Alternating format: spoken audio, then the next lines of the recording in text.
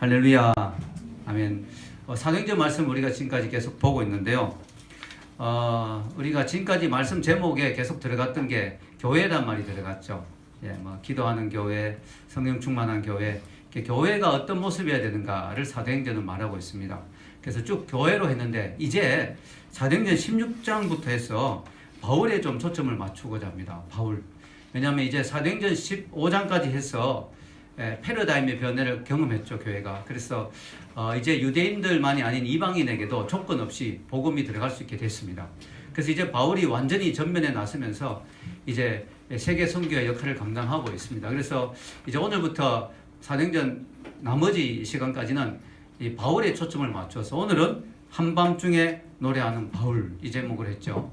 그래서 바울의 초점을 맞춰서 그렇게 하겠습니다. 그래서 제가 만약에 사도행전으로 책을 쓴다면 책 제목을 이렇게 하면 좋을 것 같아요. 그 사람, 그 교회. 예, 바로 그 사람들이 있는, 하나님이 정말 기뻐하시는 바로 그 사람들이 있는, 바로 초대교회 같은 바로 그 교회. 이걸 우리가 오늘날 다시 한번 추구해야 되지 않는가 이런 생각이 듭니다. 그래서 지금까지 우리가 말씀이 바로 그 교회에 초점을 맞췄다면 이제 그 사람, 그중에 특히 바울 이런 사람이 있는 교회가 되어야 되지 않겠는가 하는 생각이 듭니다. 자, 오늘 보면 바울이 이제 그 어떤 환상을 보면서 마게도냐인의 환상을 보고 이제 유럽으로 드디어 복음을 전하러 들어가게 됩니다.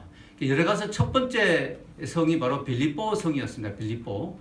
그 빌립보 성에서 이제 바울이 루디아, 영어로 리디아죠, 루디아를 만나면서 이제 그 성의 교회를, 빌립보 교회를 개척하게 되는데요. 이 과정에서 어떤 사건이 일어나느냐? 귀신 들린 여인을 만나게 됐어요. 귀신 들린 여인을. 이 여인은요, 귀신만 들린 게 아니고 점을 칩니다. 점을 치는데요. 이게 여러분, 그 점쟁이도 두 종류가 있죠. 하나는 배워서 그냥 인간적인 그런 어떤 배움의 지식으로 그냥 대충 때려 맞춰서 점을 치는 그런 점쟁이가 있고요. 또 어떤 점쟁이는 진짜 신이 내려가지고 점을 치는 그런 점쟁이가 있어요.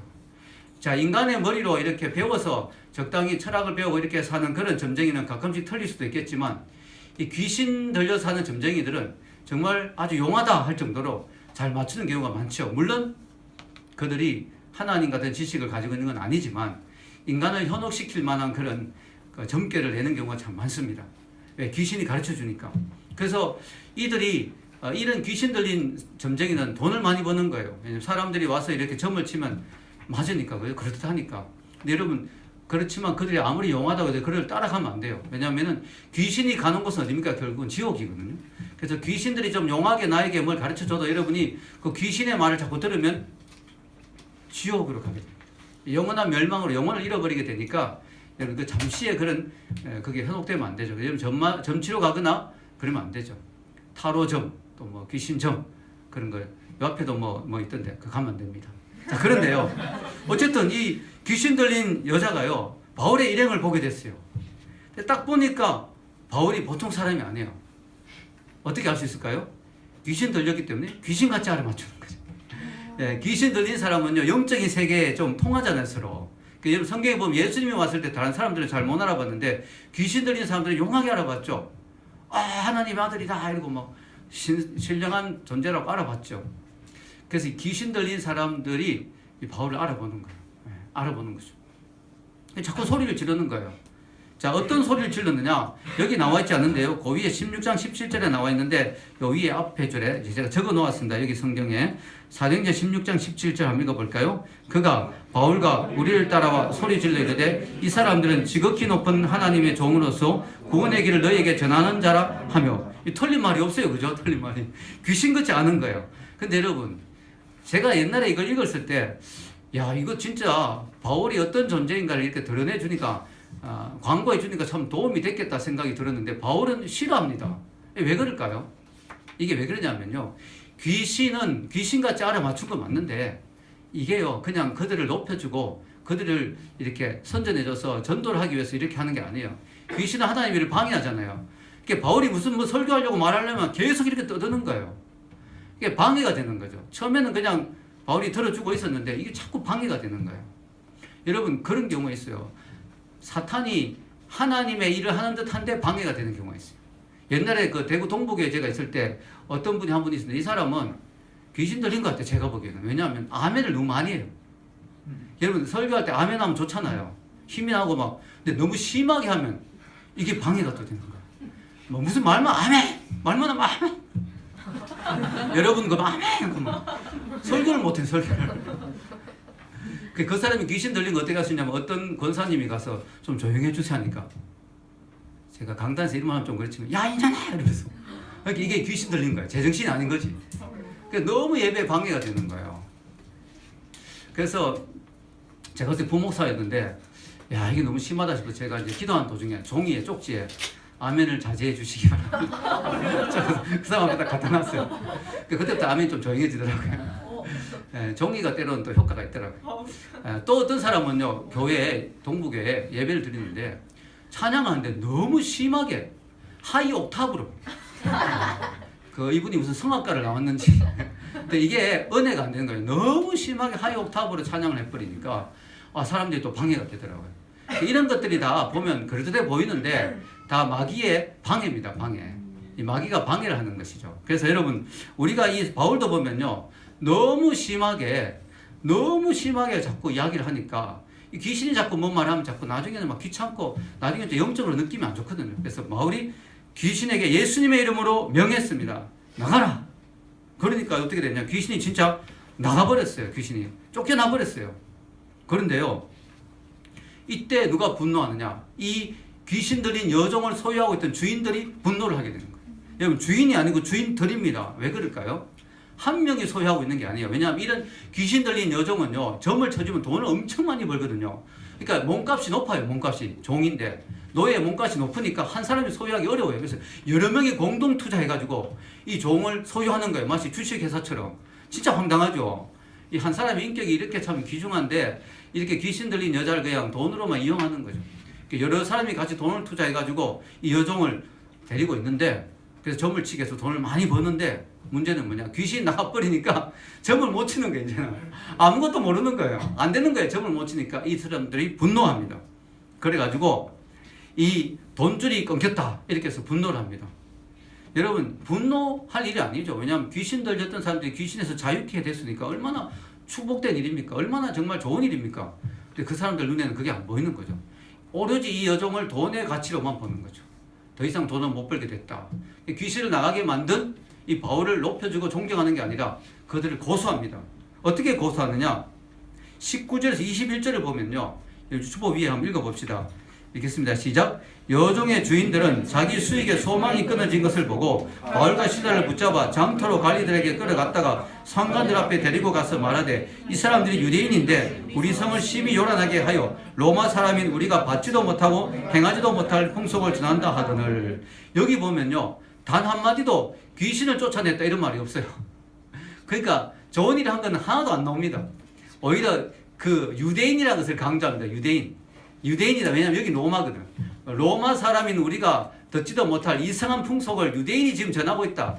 유대인인데 문제가 있다. 지금 우리 로마 사람들에게 아주 거부감을 일으키는 일들을 하고 있다. 이렇게 걸고 넘어갑니다. 그러니까 이게 이 사람들이 자세히 알아보지도 않고 로마 사람들이 그냥 유대인이란 말만 듣고 또 이상한 풍속을 전한다는 말만 듣고 바로 끌고 갑니다. 사실 바울은 로마 시민권이 있거든. 근데 거기에 대해서 물어보지도 않고 뭐 시민권 이야기할 틈도 주지 않고 바로 끌고 가서 바울을 칩니다. 매우 심하게 치는 거죠. 22절부터 24절까지 읽겠습니다. 시작. 무리가 일제히 일어나 고발하니 상관들이 옷을 찢어 벗기고 매로 치라 하여 많이 친 후에 옥에 가두고 간수에게 명하여 든든히 지키라 하니 그가 이러한 명령을 받아 그들을 깊은 옥에 가두고 그 발을 착고에 든든히 채웠더니 그래서 여러분 매를 많이 때리고 옥에 가두었는데요. 이게 우리는 보통 보면 그냥 고생했구나 이 정도로 생각하는데 이게 진짜 심각한 거예요. 왜냐하면요 이 매가 단순한 매가 아니었을 가능성이 높다고 합니다. 신학자들이. 왜냐하면 그때 당시에 그냥 가죽 채찍이 아니고 끝에 이 뾰족한 것이 납등 같은 그런 거 아니면 짐승의 그 뼈 같은 거 이런 것이 아주 단단한 게 붙어 있어 가지고 탁 치면 그냥 살점이 떨어져 나가는 거죠.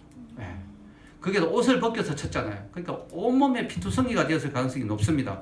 거기다가 어떻게 돼요? 감옥도 캄캄한 지하 감옥에 가두었습니다. 햇볕이 안 들어오는 캄캄한 지하 감옥에 더 깊은 옥에 가두었다 이 말이에요. 캄캄한 지하 감옥이거든요. 햇볕이 안 들어와요. 거기다 발을 또 착고에 채웠습니다. 여러분 착고가 어떤 건지 아시죠? 이 송판 같이 되는데 거기에 구멍이 있어요. 발을 두 개를 집어넣을 수 있는 구멍인데 거기에 쇠를 같이 박아놨어요. 그래서 발을 잘못 움직이면 쇠 살갗이 다 찢어지는 거예요. 거기에 매여가 있는 거죠. 그리고 내일 사형당할지 뭐 어떨지 알 수가 없는 상황에서 깊은 밤이 되었습니다. 얼마나 힘들까요? 피를 철철 흘리고 몸을 움직일 수 없는 상태고 발도 쑤시고 그리고 깊은 옥에 있는 이 상황에서 그들이 어떻게 했느냐? 놀랍게도 하나님을 원망하지 않고 감사하며 기도하며 찬양했다고 되어 있습니다. 25절이죠. 25절 읽겠습니다.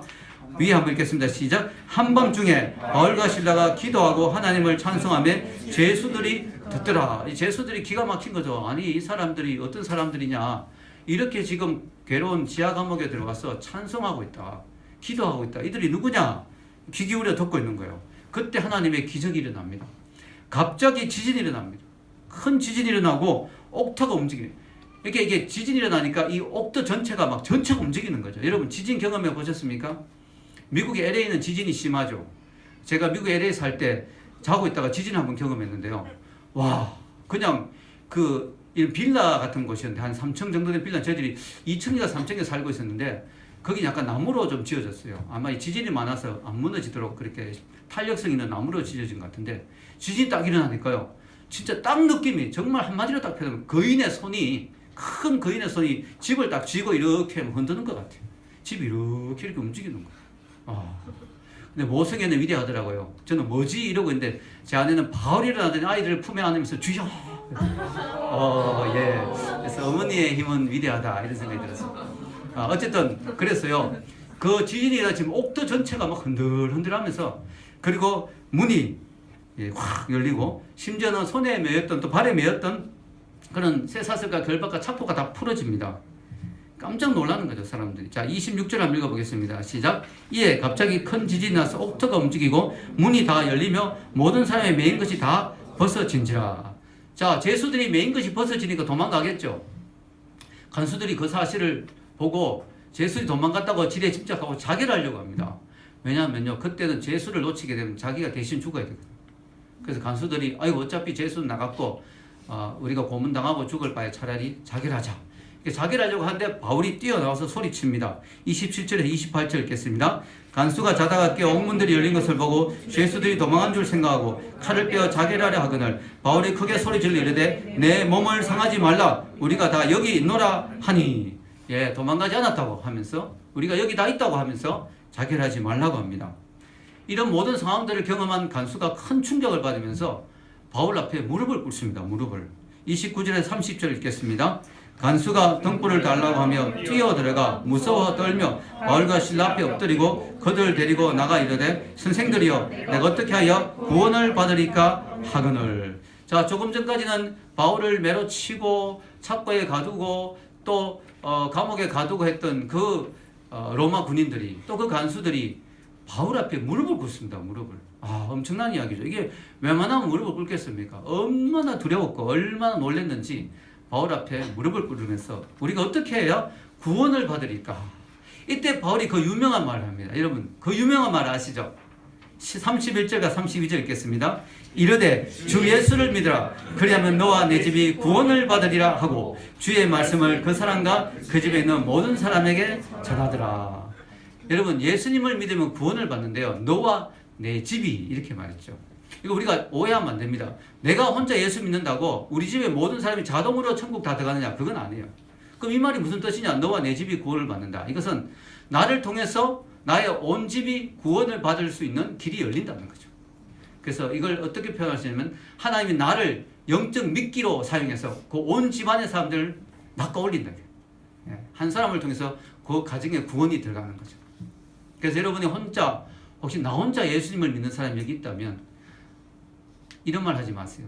Don't say I'm the only Christian. 나는 유일한 기독교인이다 이 집에. 너무 외롭잖아요. 그 말하면. 그렇게 하지 말고 뭐라고 해야 될까요? I'm the first Christian. 내가 이 집의 시작이다. 내가 이 집에 처음으로 예수 믿는 사람이다. 이제 나를 통해서 온 집안이 다 예수 믿을 거다. 아멘. 그렇게 고백하시기를 축원합니다. 왜냐하면 너와 내 집이 구원을 얻는다. 우리 오늘 말씀에서 중요한 교훈을 얻을 수 있죠. 그게 뭐냐면은 하나님의 뜻을 따라 열심히 사는 성도에게도 고난이 올 수가 있다는 거죠. 여러분, 지금 바울과 실라는 좀 도둑질을 하다가 나쁜 짓을 하다가 지금 걸려든 게 아니에요. 열심히 복음을 전했고 그들이 한 일은 다 좋은 일들이었어요. 귀신 들린 여자를 자유케 해주었어요. 좋은 일을 했어요. 주의 일을 했어요. 복음을 전했어요. 열심히 전도를 했어요. 그런데 그들은 두드려 맞고 감옥에 갇혔습니다. 여러분, 이 얼마나 불공평한 일입니까? 여러분, 인생은 늘 공평한 게 아닙니다. 여러분, 인생이 왜 이렇게 불공평해라고 이야기하지만 맞습니다. 인생은 불공평합니다. 예수님의 십자가를 보십시오. 하나님의 아들로 아무 죄가 없는데 좋은 일만 했는데 병자를 고치고 귀신을 쫓아내고 아픈 사람을 치료하고 배고픈 사람을 먹이고 마음에 상한 사람을 위로하고 치유하고 좋은 일만 했는데 그들은 예수님을 끌고 가서 십자가에 못 박아 죽여버렸습니다. 인생은 공평하지가 않죠. 악한 놈들은 잘 사는데 이 착한 분이 고통을 당했죠. 당시에도 악한 강도들은 떵떵거리며 잘 살 수도 있었는데 바울은 이렇게 고통을 당했습니다. 인생은 공평하지 않습니다. 그럼에도 불구하고 우리가 하나님을 신뢰한 이유는 뭘까요? 최후 승리가 있기 때문에. 아멘. 최후 승리가 있기 때문에. 하나님이 나중에 모든 걸 다 바로잡아 주실 것이기 때문에. 여러분, 우리가 하나님 마지막 심판 때 모든 것이 다 공평하게 모든 것이 다 정리가 될 것입니다. 그래서 우리는 하나님을 의지하는 거죠. 그럼에도 불구하고 그 전까지는 인생은 공평하지는 않아요. 공평하게 느껴지지 않는 일들이 참 많습니다. 억울한 일이 많습니다. 특히 열심히 살았는데 나 주를 위해 열심히 일했는데 왜 나의 인생에 이런 고난이 오는가 싶은 일이 있을 수 있습니다. 특별히 주님의 일을 하면 더 고난이 올 수도 있어요. 왜냐하면 사탄 마귀는 주님의 일을 하는 사람을 싫어하거든. 그들을 괴롭히기를 원하거든. 그들을 좌절시키기를 원하거든요. 그들을 낙심시키고 그들이 하나님의 일을 못하게 하기를 원하거든요. 그래서 주의 일을 하는 사람에게는 더 많은 고난이 올 수도 있습니다. 바울과 실라를 보십시오. 그들이 만약에 그냥 집에서 조용히 있었다면 이렇게 고난을 당하지 않았겠죠. 주의 일을 했기 때문에 이런 고난을 당했죠. 주의 일을 하면은 그들을 좌절시키고 낙담시켜서 그들이 낙심해서 주의 일을 못하게 하기 위해서 더 많은 고난이 올 수도 있습니다. 그래서 우리가 주님의 일을 할 때 주님의 일을 하는데도 불구하고 고난과 어려움이 온다면 우리 낙심하면 안 됩니다. 아멘. 우리가 죄를 지어서 고난이 올 수도 있어요. 그러면 빨리 회개해야 됩니다. 그럴 때는 빨리 회개해야 되지만 우리가 정말 열심히 주의 일을 하는데도 고난이 올 때는 우리가 낙심하고 좌절하면 안 돼요. 그때는 더 힘을 내야 됩니다. 아멘. 예. 그것은 사탄이 우리를 방해하는 걸 보니까 분명히 우리를 통해서 뭔가 큰 일을 하나님이 하실 것 같다. 이렇게 생각해야 됩니다. 자, 여러분. 우리가 인생에서 사탄이 우리를 낙심시키는 일들이 참 많죠. 원치 아니하는 고난, 물리적인 위협, 또 질병, 사고, 인간관계의 어려움, 가정의 문제, 자녀의 문제, 사업의 문제, 여러 가지 인생의 고난이 있을 수 있습니다. 또 우리 우울증이나 영적 침체가 올 수도 있습니다. 인생의 깊은 어두운 터널을 통과해야 될 때도 있습니다. 그때 우리는 바울과 실라의 모범을 배워야 됩니다. 이들은 인생의 어두운 밤을 어떻게 통과했는가? 이들의 인생에 지금 어두운 밤이 찾아왔어요. 너무 몸이 괴롭고 마음이 괴롭고 너무너무 앞날을 보장할 수 없는, 내일 어떻게 될지 알 수도 없는 너무너무 괴로운 인생의 밤이 찾아왔어요. 이 인생의 어두운 밤을 그들은 어떻게 통과했을까요? 25절에 그들의 반응이 나오죠. 우린 이것을 배워야 됩니다, 오늘. 자, 25절 다시 한번 크게 읽겠습니다. 한밤중에 바울과 실라가 기도하고 하나님을 찬송하며 죄수들이 듣더라. 여기서 세 가지 중요한 것을 우리는 생각할 수 있습니다. 첫째는요, 그들은 믿음의 줄을 놓지 않았습니다. 믿음의 줄. 여러분, 인생의 고난의 시기를 통과하다 보면 우리는 믿음의 회의가 생길 수 있어요. 믿음이 흔들릴 수가 있습니다. 왜냐하면 인생이 너무 힘드니까. 인생의 고난이 오면 너무 힘들어지니까. 하나님이 정말 나를 사랑하기는 사랑하는 건가? 하나님이 나를 사랑하신다고 하는데 진짜 나를 사랑하는 게 맞는가? 하나님이 나를 사랑하신다면 내 인생을 왜 이렇게 힘들게 하실까? 하나님은 전지전능하시고 능력이 있다고 하는데 왜 내 인생의 능력의 손길을 펼쳐서 도와주시지 않을까? 이런 고난의 가운데 하나님에 대한 원망, 하나님이 정말 나에게 관심이 있긴 있는 건가? 이런 원망이 생길 수 있고요. 이게 더 심하면요, 이게 더 나가면 어떻게 될까요? 진짜 하나님이 있긴 있는가? 하나님 존재 자체에 대한 회의까지, 야, 내가 이 교회에 다니긴 했는데 이거 없는 하나님 괜히 믿고 다닌 거 아닌가? 하나님 있지도 않은데 내가 믿은 거 아닌가? 이런 생각까지 들 수가 있습니다. 그래서 심지어는 하나님을 떠나는 경우도 있죠. 오늘 성경에 나온 바울과 실라는 그런 모습을 보이지 않았습니다. 그들은 인생의 힘든 고난을 겪으면서도 하나님 나를 사랑한 게 맞는가? 하나님 진짜 살아계신가? 이런 원망하지 않았습니다. 그런 믿음의 흔들림을 하지 않았습니다. 그들은 하나님의 섭리를 믿었습니다. 하나님이 여기에도 뜻이 있다고 믿었습니다. 고난 가운데도 하나님의 계획이 있다고 믿었습니다. 그는 어려움과 고난 가운데 이 어려움의 이유를 다 알 수는 없었지만 그러나 하나님을 여전히 신뢰했습니다. 하나님, 저희들이 열심히 복음을 전했는데 저희들에게 돌아온 것은 채찍질밖에 없으니 이게 무슨 일입니까? 라고 하나님을 원망하지 않았습니다. 놀랍게도 그들은 단 한마디도 하나님께 불평을 쏟아놓지 않았어요. 오히려 그들은 이 상황도 하나님의 뜻이라고 믿고 감사하며 하나님의 뜻을 찾고자 했습니다. 그들의 등은 채찍질로 피가 흐르고 아프고 욱신거렸지만 그들은 자기 시절의 아픔에 초점을 맞추지 않고 하나님께 초점을 맞추었습니다. 여러분, 우리 인생에서 고난이 아무리 심하게 다가온다 하더라도 하나님에 대한 믿음까지 포기하면 안 되는 것을 우리가 알아야 됩니다. 하나님에 대한 믿음을 놓치지 않으면 결국은 회복할 수 있습니다. 그러나 고난 가운데 하나님에 대한 믿음을 잃어버리게 되면 모든 걸 다 잃게 됩니다. 여러분, 우리는 인생의 고난과 어려움에 대한 모든 답을 가지고 있지는 못합니다. 때로 하나님 왜 나에게 이런 고난을 주시는지 이해가 안 될 때도 있어요. 그러나 그럼에도 불구하고 우리는 인생의 주관자 되신 하나님을 의지하고 신뢰해야 될 줄로 믿습니다. 왜냐하면 하나님은 궁극적으로 결국 모든 것에 대한 답을 가지고 계실 것이기 때문입니다. 결국 그 답을 언젠가는 우리에게 이 땅에서 아니면 저 천국에서 마지막 심판 때 결국 다 보여주실 것이기 때문입니다. 우리는 지금 우리 인생에 대한 하나님의 그림을 다 보지 못합니다. 우리 지난 시간에 그림을 봤잖아요. 우리가 보지 못한 그림이 있을 수 있습니다. 우리 보지 못하는 그림이 있을 수 있어요. 그 전체 그림을 보게 되는 그날 우리는 하나님의 뜻을 알게 될 것입니다. 그래서 우리는 인생의 고난 가운데서도 믿음을 잃으면 안 됩니다. 아멘. 두 번째는요, 그들은 기도의 줄을 놓지 않았습니다. 예, 25절 말씀을 다시 한번 읽어볼까요? 위에 시작. 한밤중에 바울과 실라가 기도하고 하나님을 찬송하며 죄수들이 듣더라. 예, 오늘 바울과 실라가 위대한 것은 그들의 인생의 고난을 맞이할 때 기도할 줄 알았다는 거죠. 우리가 사실 인생의 고난을 맞이하면 기도가 잘 안 돼요. 너무 힘들면 기도도 잘 안 나와요. 여러분 그거 아시죠? 너무 힘들면 기도가 잘 안 나와요. 그래서 여러분 평상시에 기도 훈련을 해야 됩니다. 평상시에 여러분 권투 경기할 때 주로 많이 나온 멘트가 그거잖아요. 이제 1회전 2회전 착 넘어가면 나중에 막 지쳐가 이제 무의식적으로 손이 나오고 있습니다. 예, 이래 중계 방송하는 사람들 그런 말 하죠, 그죠? 연습한 대로 그냥 무의식적으로 손이 나옵니다. 우리 인생이 정말 쉽고 편할 때는 그래도 기도할 수 있지만 너무 힘들면 기도가 잘 안 나올 때가 있어요. 그때는 평상시에 기도 훈련을 많이 해놓으면 기도가 무의식적으로 나오는 거죠. 여러분, 우리가 그런 말 있죠. 기도하기 싫을 때가 가장 많이 기도해야 될 때다.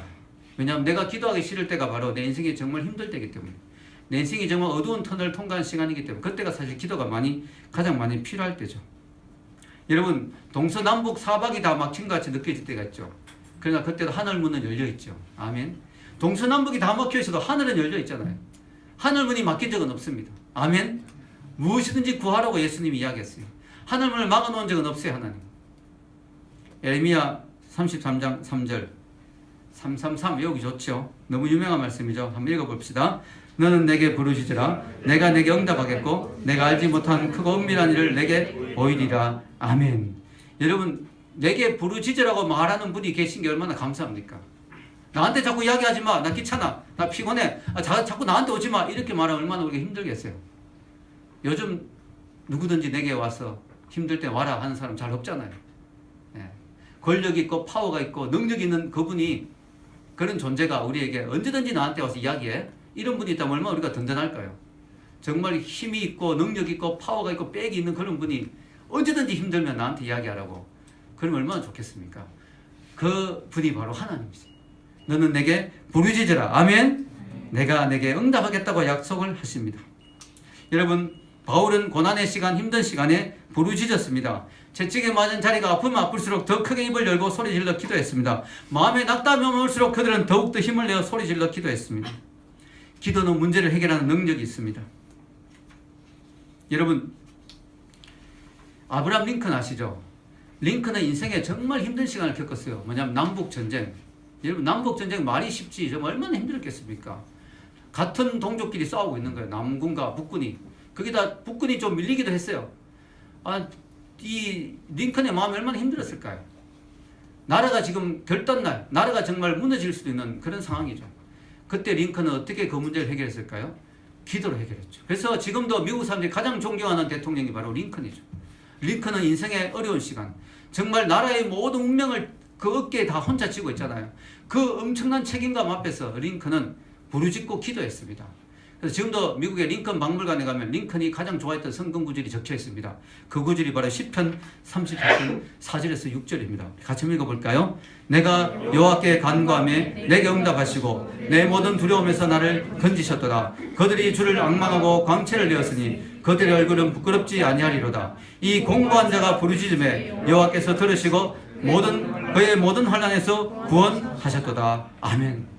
여러분 이 말씀을 기억하시기 바랍니다. 여러분 인생이 곤고해질 때, 여러분 인생이 답이 없는 것 같이 보일 때, 여러분 인생이 힘들어질 때, 여러분 인생이 너무너무 어두운 밤을 통과한다고 생각이 될 때, 끝이 보이지 않을 때, 절망이 여러분의 마음을 짓누를 때 이 말씀을 붙들고 일어나시기 바랍니다. 아멘. 공고한 자가 기도하면 여호와께서 들으신다고 분명히 약속했습니다. 우리는 오늘 링컨처럼 또 성경에 나오는 바울과 실라처럼 인생의 고난과 어려움을 겪을 때 혼자 절망하지 마시고 기도의 자리에 놓으시기를 축복합니다. 막다른 골목에 서 있을 때 거기가 기도의 자리인 줄 믿으시기 바랍니다. 아멘. 예, 세 번째로 그들은 찬양의 줄을 놓지 않았습니다. 여러분 25절 말씀을 중요하니까 다시 한번 더 읽어보겠습니다. 한밤중에 바울과 실라가 기도하고 하나님을 찬송하며 제수들이 듣더라. 아멘. 한밤중에. 이건 단순히 밤이 아니에요. 캄캄한 인생의 어두운 시간들이에요. 이 시간에 바울과 실라가 기도하고 하나님을 찬송했다. 하나님은 찬양을 들으시죠. 우리의 찬양은 능력이 있죠. 하나님은 그 찬양을 기뻐하시죠. 특히 고난 가운데 찬양한다면 하나님은 그 찬양을 더 아름답게 보십니다. 아멘. 고난 가운데 입에서 욕이 나오고 불평이 나올 수 있지만 입을 열어 찬양할 때, 기도할 때 하나님은 그 기도와 그 찬양을 더 아름답게 보시죠. 정말 너가 하나님의 자녀구나. 정말 너가 하나님의 사람이구나. 이 고난 가운데 찬양할 수 있다니. 이 캄캄한 지하 감옥에서 흘러나오는 이 아름다운 찬양의 소리 얼마나 아름다웠을까요? 시편 41절 11절에 보면 고난 가운데 드리는 감사 찬양은 하나님이 더 기뻐하신다고 우리가 볼 수 있죠. 읽겠습니다. 내 영혼아 내가 어찌하여 낙심하며 어찌하여 내 속에서 불안해하는가. 넌 하나님께 소망을 주라. 나는 그가 나타나 도우심으로 말미암아 내 하나님을 여전히 찬송하리로다. 아멘. 이 시편 기자도 고난 가운데 있습니다. 마음이 너무 낙심됐어요. 자기가 보기에도 자기 마음이 너무 낙심됐어요. 그래서 자기가 자기 스스로에게 이렇게 이야기해요. 내 영혼아 내가 어찌하여 낙심하는가. 너가 이렇게 낙심했는가 웬일이냐. 이게 돼서는 안 되지 않느냐. 너는 하나님께 소망을 두라. 그가 나타나 도우심으로 말미암아 내 하나님을 여전히 찬송하리로다. 하나님이 도와주시면 내가 찬송할 수 있는 사람이 된다. 그렇기 때문에 내가 미리 찬송한다. 자 여러분 우리 인생에서 정말 내 인생이 무너진다 생각될 때, 더 이상 소망이 없다고 생각이 될 때, 그때도 찬양의 끈을 놓쳐서는 안 될 줄로 믿습니다. 여러분 찬양은요, 이 찬양은요 그냥 노래 부르는 게 아니에요. 여기 찬양에는 파워가 있어요. 파워. 찬양에는요 파워가 있어요. 어떤 파워가 있느냐면 사탄 마귀를 물리치는 파워가 있습니다. 사탄의 견고한 진을 깨트리는 파워가 있습니다. 사탄의 강력한 그 매임을 깨트리는 파워가 있습니다. 그래서 여러분 나를 얽어매고 있는 게 있다. 나를 지금 쇠사슬처럼 얽어매고 있는 게 있다. 찬양의 힘으로 깨트리시기를 축원합니다. 여러분 바울과 실라가 기도했을 때 그 견고한 깊은 지하 감옥의 옥타가 흔들리고 그 옥문이 깨지고 그 쇠사슬의 메인 그 착고가 깨지고 풀렸어요. 즉 그들을 얽어맸던 것들이 완전히 부서져 내린 거죠. 찬양의 능력 앞에서는 우리 인생을 얽어매고 있는 것들, 우리 인생을 얽어매고 있는 것들, 우리를 짓누르는 것들, 우리를 감옥에 가둔 것처럼 꼼짝달싹 못하게 하고 있는 것들이 깨어질 줄로 믿습니다. 혹시 여러분 가운데 중독이 있는 사람이 있습니까? 이 중독을 깨트리지 못하겠다. 이 중독 때문에 내가 너무 괴롭다. 내가 뭐 이런 것들에 중독돼 있다. 이거 나도 안 하고 싶은데 도저히 이걸 안 할 수가 없다. 이런 분이 있다면 찬양하시기 바랍니다. 아멘. 찬양을 하면서 하나님께 기도해 보시기 바랍니다. 그럼 하나님이 그 중독을 깨트려 줄 줄로 믿습니다. 중독이 깨지는 거예요. 내 인생의 나쁜 습관들 깨지는 거예요. 내 인생의 무거운 짐들 벗어지는 줄 믿습니다. 찬양은 우리의 인생의 고난을 깨트리고 또 우리 인생의 무거운 짐을 제거해주고 또 우리 인생의 메인 것들을 깨트리는 능력이 있습니다. 여러분 그래서 찬양할 때 하나님은 우리 인생의 홍해의 문을 열어주는, 홍해에 갈라지는 기적이 일어나는 거죠. 자 결론을 내리겠습니다. 저는 오늘 복음을 전하다가 억울하게 잡혀서, 억울하죠. 너무나 억울하죠. 채찍에 맞고 감옥에 갇힌 바울과 실라가 그 억울함과 그 어려움을 어떻게 극복했는가 하는 것을 같이 생각해 봤습니다. 그들은 믿음의 끈과 기도의 끈과 찬양의 끈을 놓지 않음으로 말미암아 그 모든 어려움을 이겨낼 수가 있었습니다. 우리가 인생의 어두운 밤을 통과하게 된다면 이들의 모범을 배워야 됩니다. 아무리 인생이 힘들고 어렵고 고난이 와도 믿음을 놓지 말고 기도를 더하고 찬양을 하면서 이 어려움을 이겨낼 줄로 믿습니다. 찬양할 힘도 없을 때 있어요. 그럴 때 어떻게 될까요? 찬양을 들으면 됩니다. 찬양 들을 때 여러분 영혼이 확 솟구치는 걸 경험해요. 찬양의 힘은 너무 놀랍죠. 여러분 우리 인생의 밤중에도 하나님은 우리를 노래하게 하시죠. 제가 이게 적어 놓지는 않았는데요. 욥기서 35장 10절에 보면요. 개역 한글 옛날 번역이 좋아요. 옛날 번역에 보면 사람으로 밤중에 노래하게 하시는 하나님, 이런 표현이 있어요. 한번 적어놔 보세요. 너무 멋있죠. 사람으로 밤중에 노래하게 하시는 하나님. 이 밤은 인생의 어두운 시간이에요. 여러분 사람은요 낮에는 노래할 수가 있죠. 그러나 정말 밤이 찾아오면 노래하기 힘들죠. 인생의 밤이 나를 덮을 때 노래하기 힘들죠. 스펄전 목사님 아시죠? 스펄전 목사님은요 멋진 설교자잖아요. 설교의 왕자. 이분은 비유나 표현들이 너무 멋있어요. 난 스펄전 목사님 설교가 너무 멋있어요. 근데 스펄전 목사님도 인생에 어두운 밤이 있었어요. 왜냐하면 이분이 우울증이 너무너무 심했어요.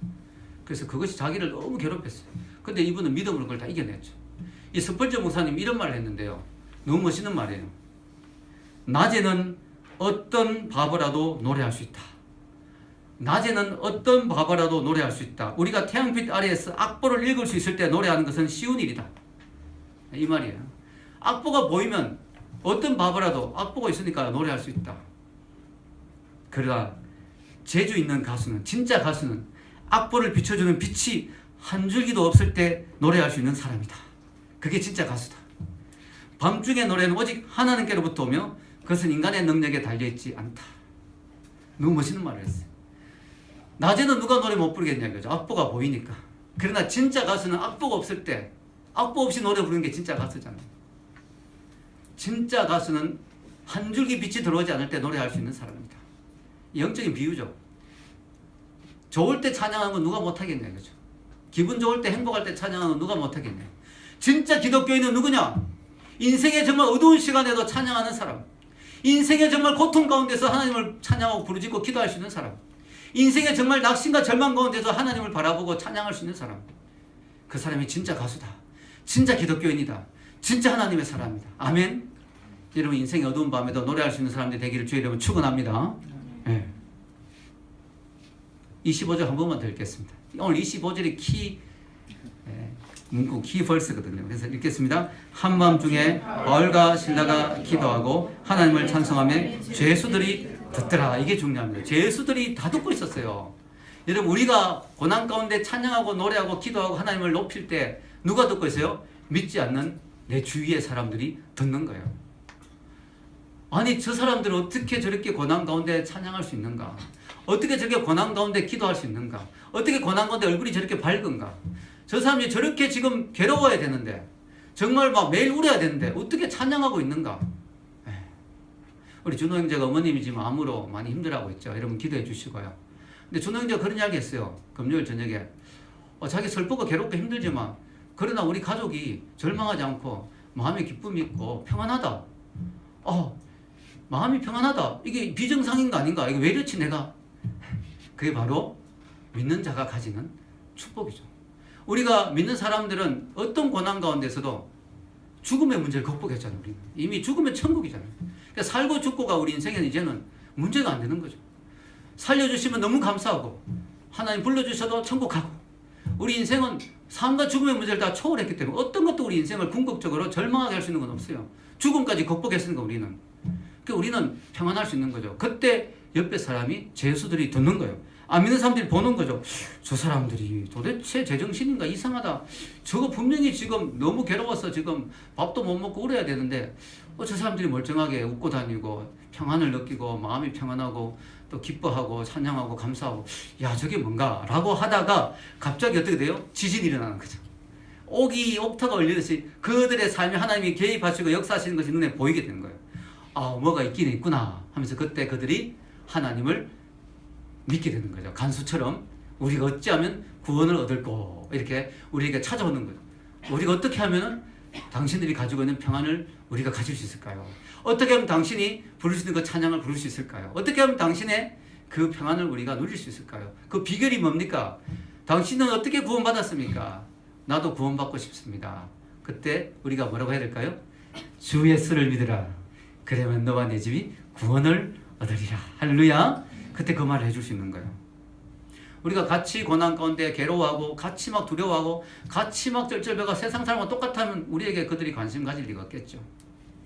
여러분 오늘 한 가지만 더 이야기하고 마치겠습니다. 뭐냐면요, 제가 이 말씀을 묵상하면서요 중요한 걸 또 하나 깨달았어요. 뭐냐면은 동력자의 중요성입니다. 여러분 바울이 지금 감옥에서 채찍에 맞아 피 흘리면서 혼자 갇혀있다고 생각해 보세요. 얼마나 힘들겠어요. 아무리 바울이지만 그때 옆에 신라가 있으니까 얼마나 든든했겠어요. 인생의 어두운 밤을 통과할 때 같이 함께 통과해 주시는 내 믿음의 동지가 있다는 사실, 내 믿음의 동력자 있다는 사실 얼마나 큰 축복인지요. 여러분 하나님이 우리에게 가정을 주신 이유가 그거죠.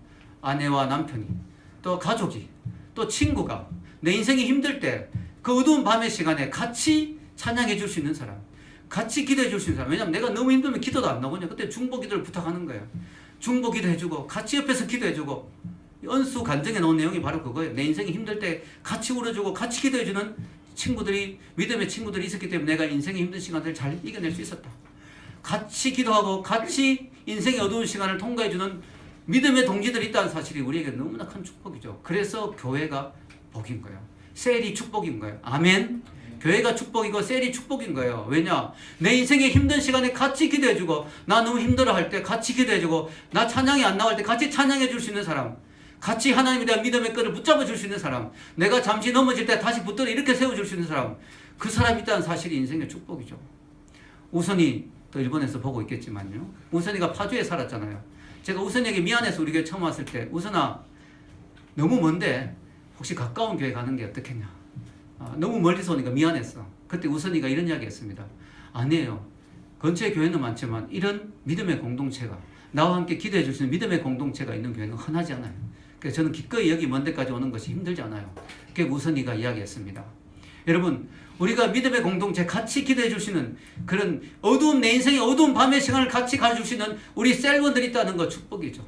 여러분 모두가 서로에게 믿음의 동지가 되어서 우리 함께 인생의 힘든 시간을 같이 잘 통과하고 믿음으로 승리하는 우리가 되길 주의 이름으로 축원합니다. 기도하겠습니다.